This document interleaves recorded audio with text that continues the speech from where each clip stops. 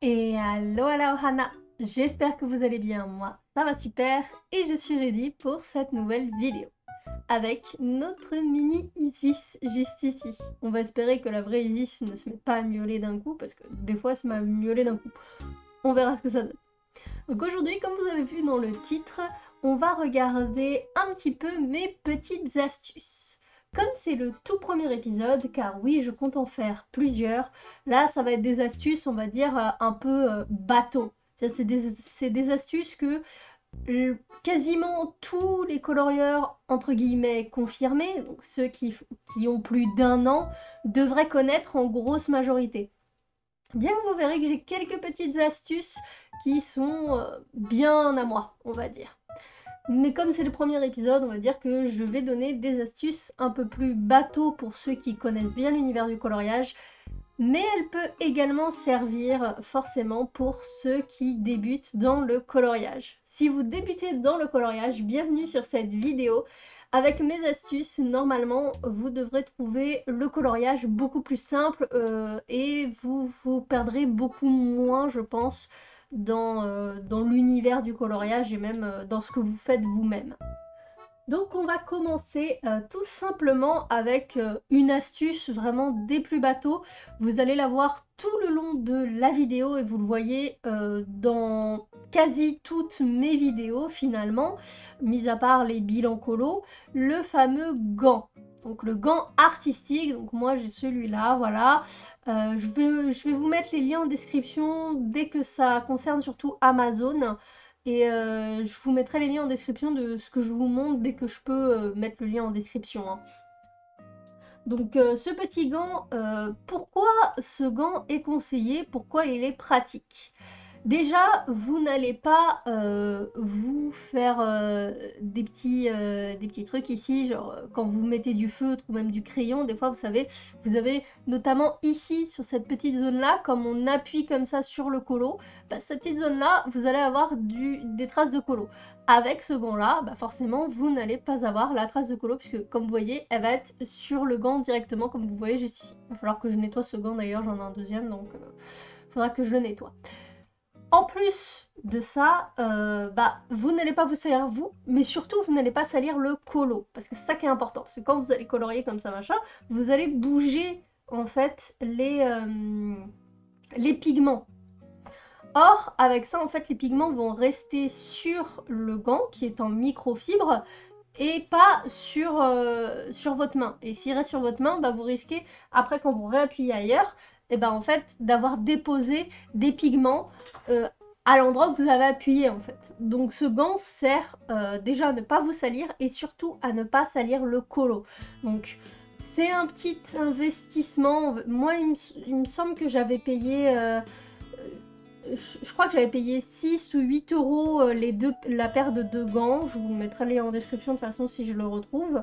Et, euh, et du coup, il est vrai que c'est un petit investissement sur le coup, mais ça peut permettre effectivement d'éviter à vos colos et même à vous-même de vous salir. Donc ça peut toujours être le petit truc un petit peu sympa.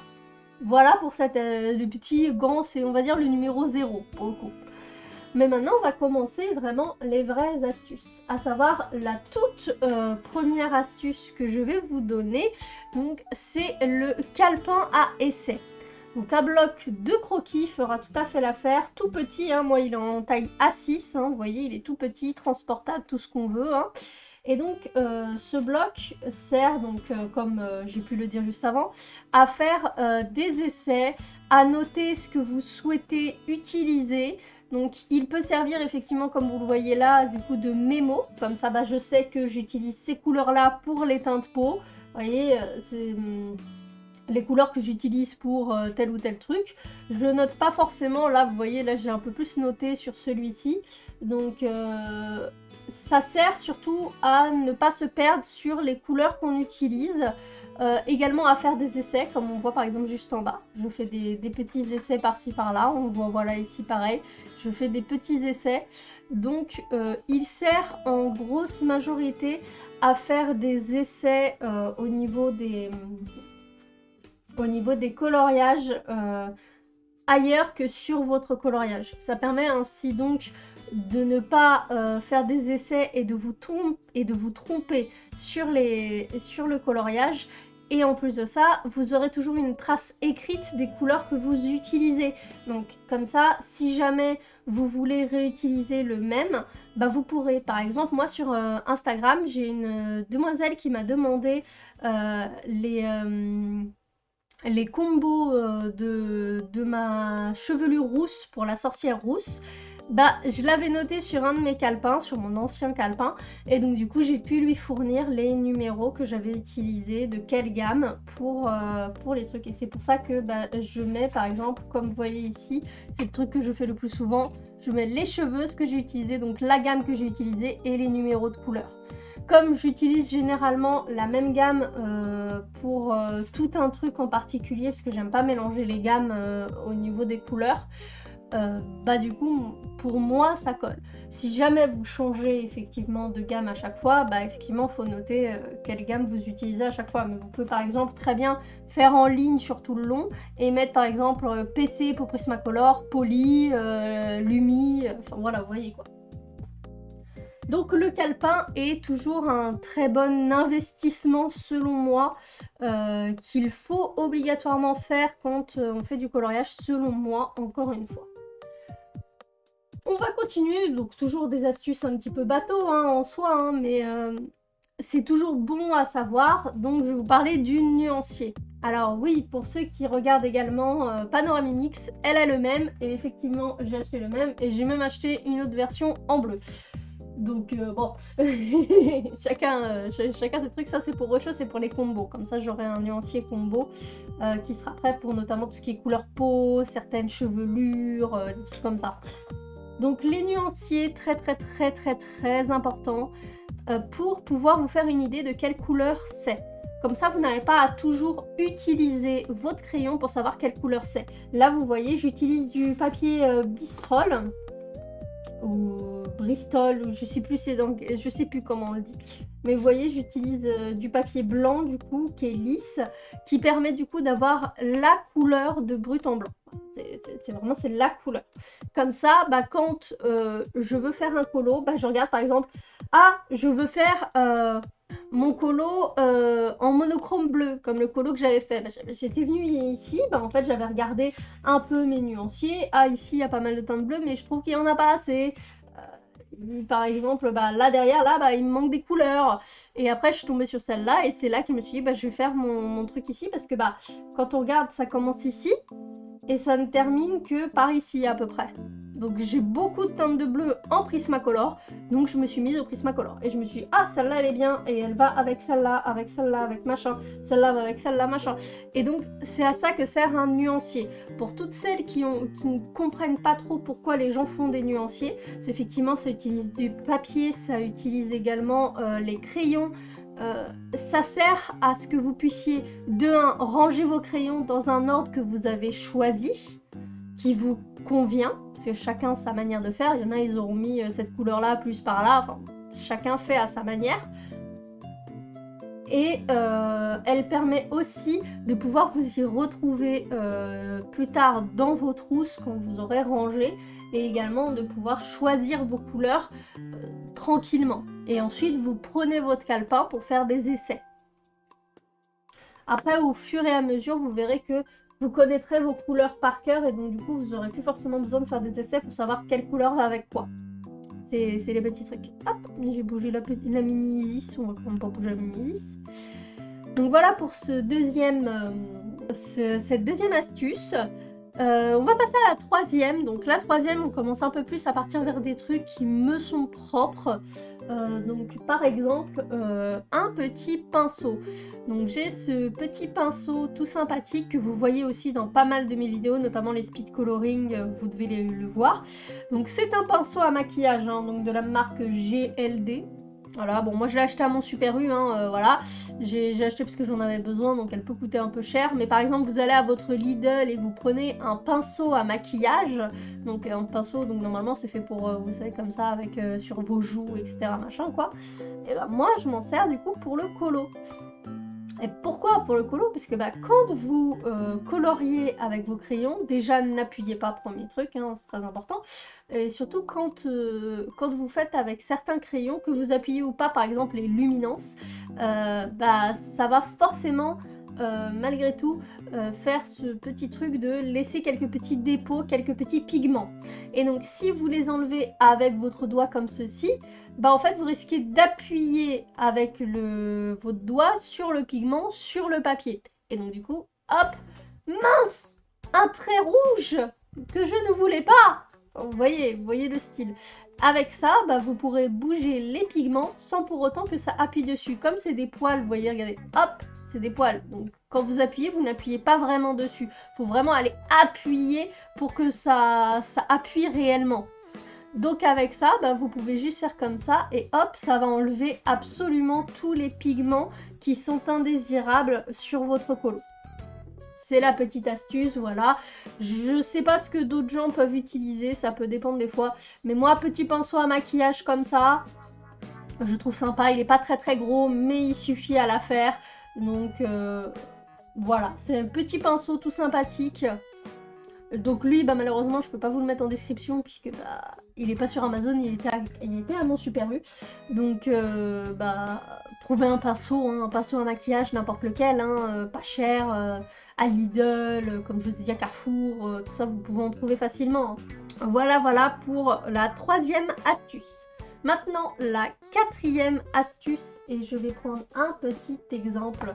Mon magnifique petit Forest Kingdom, bon, c'est parce que en fait je l'ai mis là dans le coin parce que j'aimerais colorier dessus sur le courant du mois de février. Je pense pas que j'y arriverai, mais on sait-on jamais. Ce serait peut-être l'année où je vais commencer enfin à colorier dans mes Anna Carlson. J'aimerais bien. Donc on arrive ici, donc par exemple, oh j'aime trop ce colo. En plus c'est vrai, j'aime beaucoup. En vrai, il n'y a quasi aucun colo que je n'aime pas dans ce colo. Enfin, dans ce livre. Enfin bon, donc, moi j'ai la version Gibbs Smith, hein, pour ceux qui se demandent, hein, c'est pas la nouvelle version machin. Donc imaginons que je veux faire ce colo. Donc cette partie-là de colo, elle est magnifique tout ça machin, mais bah, je sais que je vais utiliser, par exemple, de l'aquarelle, des machins, voilà. Et donc, bah mince, j'ai peur que ça traverse de l'autre côté et que ça salisse l'autre colo ici. Bon, celui-là, on peut rien y faire. S'il sera sali, on peut rien y faire, ça je vous l'avoue. Mais pour ce colo-là, on peut le protéger. Et c'est très important de le protéger. Comment le protège-t-on, me direz-vous? Avec tout simplement une feuille. Donc voilà, vous mettez une feuille ici, hop, il est protégé. Le colo en dessous n'aura aucun problème. Et comme vous pouvez le voir sur ma feuille qui est pas mal sale, bah ça sert bien en fait, voilà vous voyez, pour les rebords aussi vous voyez ça sert pas mal en fait. Alors pour ce qui est du papier à utiliser, je vous conseillerais clairement de prendre un papier épais, quand bien même il sera compliqué à mettre sous vos feuilles machin etc. Mais je vous conseille un papier épais pour pouvoir le réutiliser à plusieurs reprises et pour vraiment être sûr que ça protège bien le colo d'en dessous.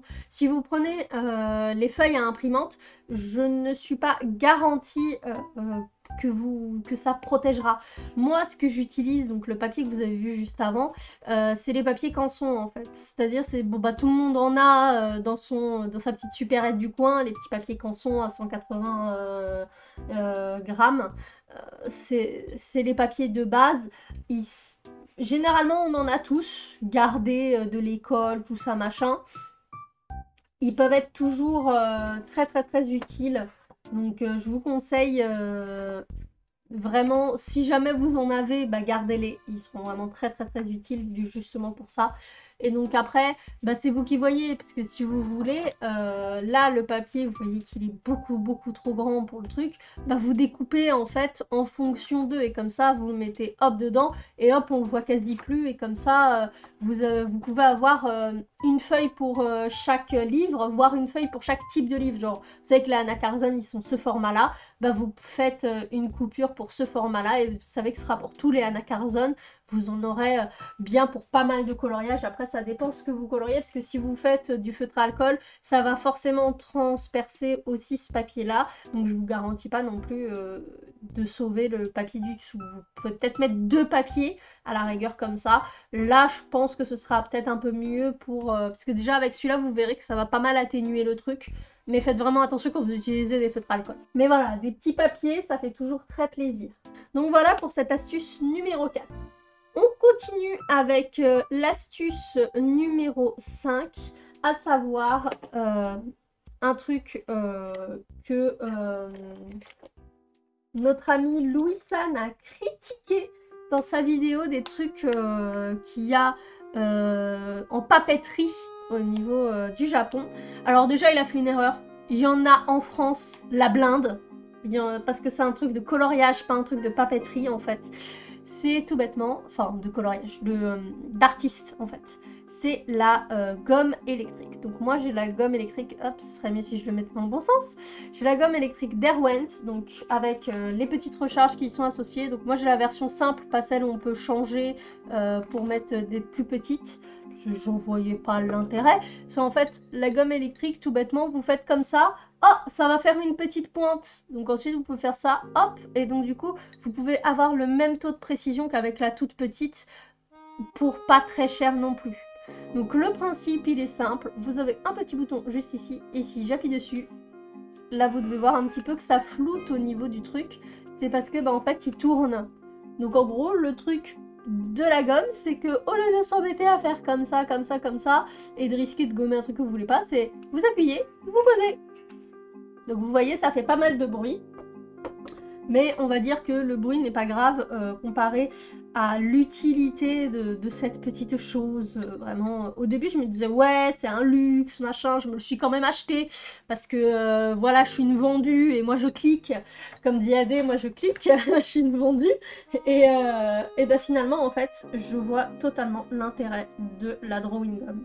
C'est vraiment, c'est un luxe. Disons-le, comparé à d'autres personnes qui vont gommer, c'est un luxe. Mais étant donné que c'est une gomme électrique, déjà ça vous permet de ne pas vous user le poignet. Déjà que vous l'usez pas mal à colorier, ça vous permet de pas trop user votre poignet, donc de le reposer un petit peu pendant ces périodes-là. Et en plus de ça, ça a une très très grande précision qui est à ne pas négliger. C'est vraiment très important, il faut vraiment pas négliger la précision. Et avec ces gommes là, c'est vraiment la précision.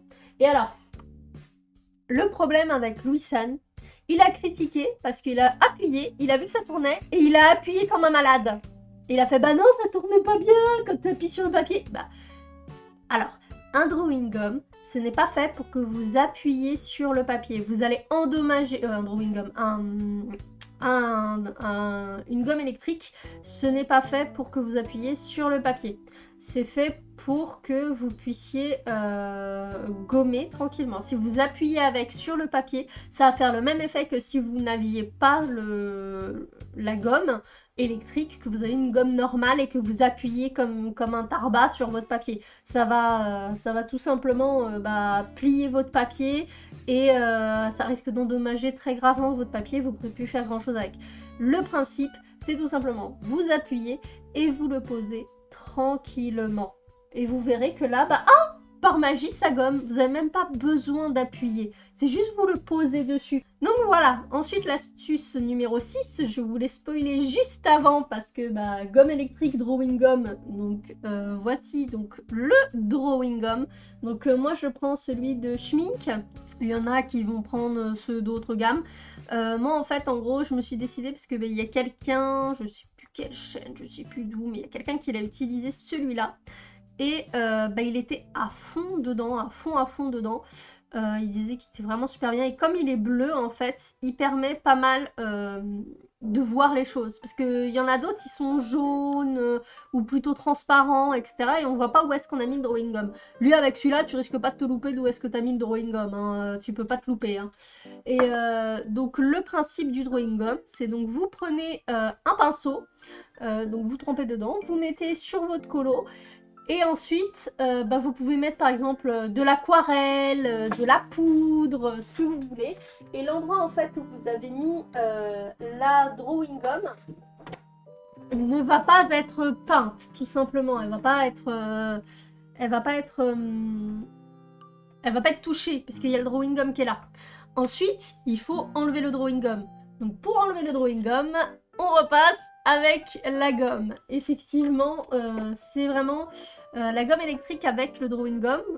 Ça marche super bien. En tout cas, avec celui-là, ça marche super bien. J'ai jamais eu aucun problème avec aucun de mes papiers quand j'ai utilisé le drawing gum. Et donc pour vous donner un exemple, un colo que j'ai fait assez récemment avec le drawing gum, donc j'avais mis sur tous les petits trucs ici le drawing gum. Bon bah finalement ça sert à rien parce que j'ai utilisé le stylo gel, mais j'étais pas sûre que j'avais utilisé le stylo gel. Et donc du coup bah on le voit un petit peu quand même sur les coins ici parce que j'avais mal mis. Mais donc du coup, effectivement, le drawing gum a permis de protéger. Il n'y avait vraiment rien du tout à ce niveau-là. Et quand j'ai gommé, bah, ça n'a pas enlevé l'aquarelle qu'il y avait tout autour. Donc voilà, drawing gum, c'est vraiment très très très intéressant à utiliser. Je vous le recommande grandement. Voilà, voilà. Ensuite, on va passer sur autre chose que plus rares sont les gens à le faire, même s'il y en a qui le font. Il y a beaucoup de gens, en fait, quand ils arrivent avec des petits crayons, et vraiment tout petits crayons, quand je vous dis petits crayons, c'est hop, c'est vraiment ça, vous voyez, ça c'est un pâté crayon. Et il tombe. Et avec ça, bah, vous pouvez pas colorier. Comment vous coloriez? Vous n'êtes pas précis ni rien, vous voyez.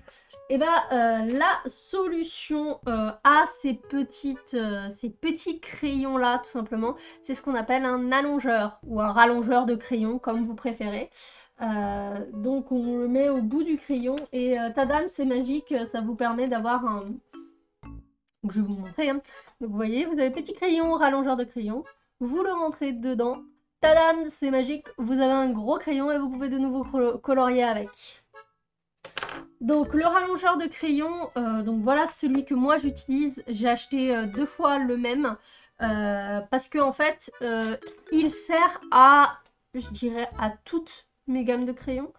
Il n'y en a que quelques-unes sur lesquelles j'ai pas testé, comme les Castle Art et les Brutfuner que j'ai pas encore testé parce qu'ils sont pas encore assez petits.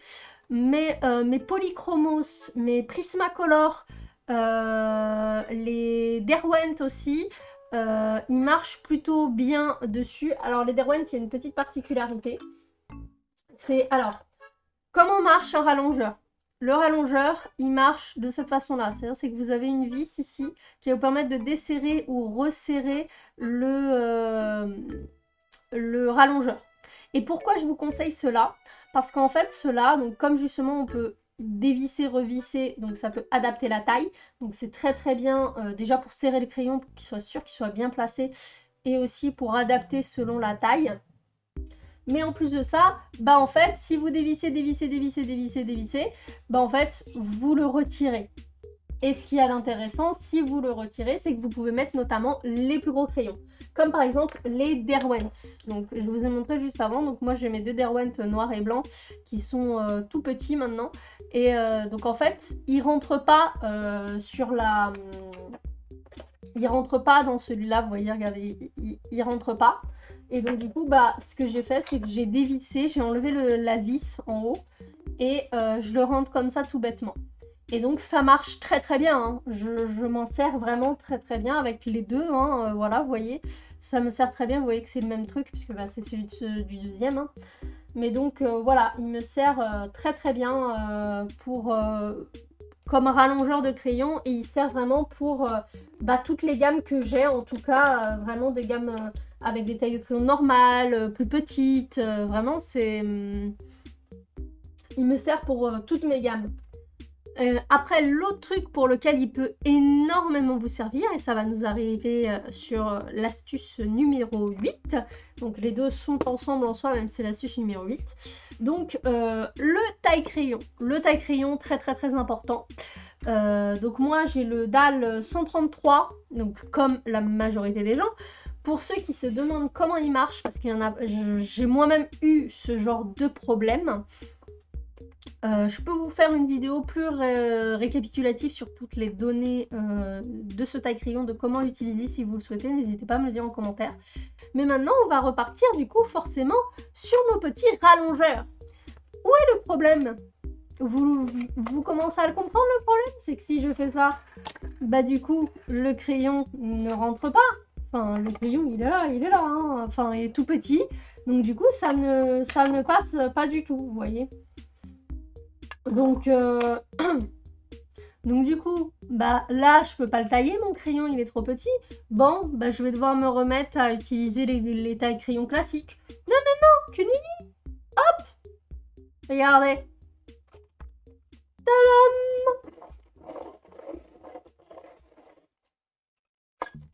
Et voilà. Et il est taillé. Vous voyez? Donc après, alors on est d'accord, ça ne sert pas jusqu'à la fin du crayon. Qu'on soit clair, ça ne sert pas jusqu'à la fin du crayon parce qu'en fait, quand vous allez là, ça va jusque là, d'accord? Si vous arrivez jusque là, bah là après il va vouloir essayer de tailler ça et ça va endommager votre dalle. Donc il faut faire attention à la taille, à la taille restante. Vous pouvez pas du coup, en gros, cette partie-là est quasi perdue, assurément. Par contre, bah du coup, moi je peux gagner encore plus en fait. Je peux gagner encore plus de temps sur mon crayon grâce au fait que j'ai le rallongeur. Donc pour tous ceux qui se disent « Ouais, je vais peut-être coller mes crayons ensemble », il y a certaines personnes qui collent les crayons ensemble. C'est une solution, hein, je critique pas celles qui le font. Mais moi, je trouve pas ça esthétiquement joli, ça me stresse quand je vois ça. Après, chacun fait comme il veut, hein, mais moi, j'aime pas. Et puis surtout quand elles vont arriver à ce moment-là, au moment où il y a la colle, je sais pas comment ça va se passer, mais je suis pas fan de l'idée. Là au moins avec ça, bah, vous avez votre crayon, vous avez vraiment la taille de votre crayon et bah, vous pouvez gagner le max que vous pouvez quoi. Certes, vous n'allez pas utiliser comme je disais la petite partie qui est rentrée dedans, mais franchement, la rentabilité reste quand même pas mal grâce au rallongeur de crayon. Donc voilà pour les deux astuces qui vont ensemble. Hein. Donc ensuite, on va parler plus au niveau organisation. Donc imaginons, vous faites un colo, tranquillou. Ah, mais mince, les enfants viennent de rentrer, il faut leur faire à manger. Vous n'allez pas laisser tous vos crayons sur la table parce que qu'est-ce que les enfants font avec les crayons et du papier et un colo en cours? Qu'est-ce qu'ils font? Eh ben, ils colorient dessus. Donc on est d'accord, on va toutes aller ranger nos crayons.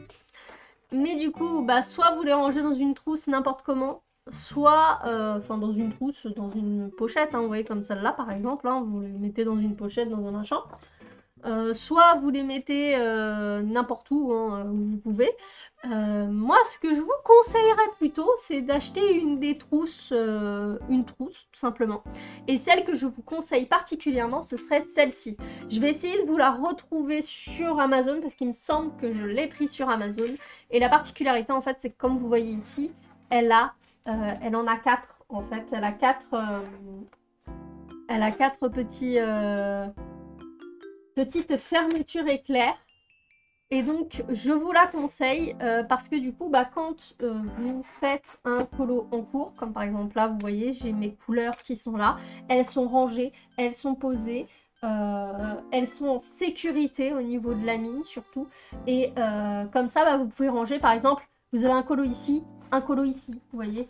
Ensuite, bah, j'en ai un autre en cours, hop, un colo ici, un colo ici. Comme vous voyez, moi, j'ai scotché des papiers pour dire de quel colo il s'agit pour le en cours.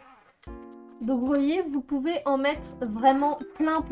Comme ça, vos encours ne risquent rien au niveau des crayons. Et comme ça, en plus, bah, vous pouvez ranger vraiment vos crayons. De plus, ça vous permet également de ne pas avoir trop d'encours à la fois.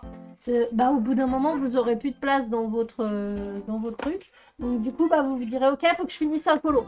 Comme ça vous permet de ne pas avoir trop d'encours à la fois. Et c'est nettement mieux. Donc, la trousse, vraiment cette trousse-là en particulier, je l'aime beaucoup justement grâce à ça. Essayez d'en trouver des comme ça si vous pouvez. Sinon, bah, je vais voir, excusez-moi, j'ai les problèmes de voix. Je vais voir si j'arrive à vous le trouver sur Amazon. Ce qui me semble que je l'ai acheté sur Amazon, celui-là. Donc, je vous le montrerai, je vous le mettrai en description si c'est bel et bien le cas. Excusez-moi, j'ai vraiment des petits problèmes de voix là pour finir cette vidéo, mais c'est pas grave, on va la finir tranquillou, hein, y a pas de souci.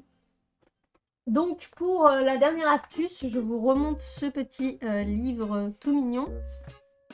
Il a des reflets parce que j'ai mis une protection. Donc, la dernière astuce, celle-là, je ne l'ai pas vue chez beaucoup de monde. Il me semble avoir vu chez une personne et quand je l'ai vue, je l'ai adoptée direct. C'est d'utiliser des pochettes. Donc, ces pochettes-là, elles viennent de chez Action. Donc, pourquoi des pochettes, vous allez me dire. Retournons sur un colo. Par exemple, imaginons, j'ai fait ce colo-là. C'est très bien, mais les pigments ne sont pas forcément fixés dessus, surtout si vous n'utilisez pas de fixateur. Donc du coup, qu'est-ce qui va se passer? Les pigments vont se retrouver sur l'autre colo. Mince! Comment je peux faire pour éviter ça? Eh bien, c'est très simple, ma petite Isis miniature. Avec une pochette. Et là, vous allez me dire, mais la pochette permet juste de mettre des papiers. Eh bien, vous avez également forcément chez vous une paire de ciseaux. Et c'est là que la magie va fonctionner. Parce que tout simplement, ici, vous avez cette partie-là qui ne vous sert à rien. Et bien, ce que vous faites, c'est simple, c'est que vous la découpez. Voilà. Une fois cette petite partie découpée, vous allez voir que du coup, il y a 2 niveaux d'ouverture. Et voilà.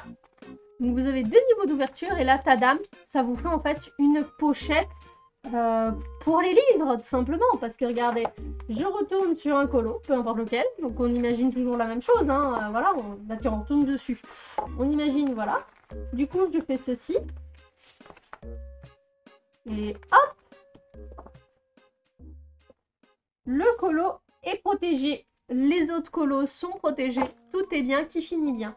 Et à la fin, tant que vous, si vous voulez pas faire de fixateur, vraiment pas, mais que vous souhaitez protéger, bah en fait après, bah, vous coupez en fonction du truc. Donc vous voyez les tailles de la page. Vous coupez ici et en haut en fonction. Et donc du coup, vous mettez une page sur 2. Donc là, j'ai mis sur celle-là. Je ne vais pas mettre sur celle-là puisque bah, de toute façon, le colo est protégé de ce côté-là. Donc du coup, ce côté-là n'est pas protégé. Je vais protéger celui-là. Comme ça vous fait une page sur 2. Vous faites une page sur 2, la petite pochette, et ça va protéger vos créations et vos futures créations. Donc cette petite astuce, je ne l'ai pas vue chez beaucoup de monde. Beaucoup de monde veulent utiliser le fixateur. J'utilise moi-même un fixateur. C'est bien. Le fixateur, vraiment, il peut vite servir. Mais il durcifie pas mal la page et du coup, en fait, ça dépend des livres. Il y a certains livres, ils supportent mal, on va dire. Et puis certains colos aussi ont du mal quand vous utilisez certaines choses. Bah, le fixateur ne passe pas bien. Je n'ai pas encore capté qu'est-ce qui ne va pas avec le fixateur. Mais c'est pas forcément la meilleure des solutions. Au moins une solution qui est simple, efficace et qui va pas forcément vous coûter non plus très très cher à faire, sachant que vous faites 1 sur 2, c'est ces pochettes. Les pochettes peuvent être vraiment très très très utiles et les protéger sur le long terme. Et bien voilà, on a fini pour donc mes 10 astuces. Bon, il y en avait une supplémentaire avec le gant. Mais voilà, vous avez compris l'idée, c'est les 10 premières astuces colo. Si vous voulez que je fasse d'autres épisodes, n'hésitez pas, j'ai encore plein d'astuces en stock. Je pense que là, j'ai assez d'astuces pour faire encore 2 épisodes facilement, peut-être même un 3e. Donc n'hésitez pas. Si également vous voulez que je fasse une vidéo sur comment on utilise un DAL 133, n'hésitez pas à me le dire dans les commentaires. Je ferai du coup cette vidéo là tout simplement. Et donc du coup, et bien sur ce, moi je vous fais des bisous. Je vous dis à la prochaine pour une prochaine vidéo. J'espère que vous passez de très bons moments avec moi. Je vous fais des bisous. Bye bye la ohana. Bye bye.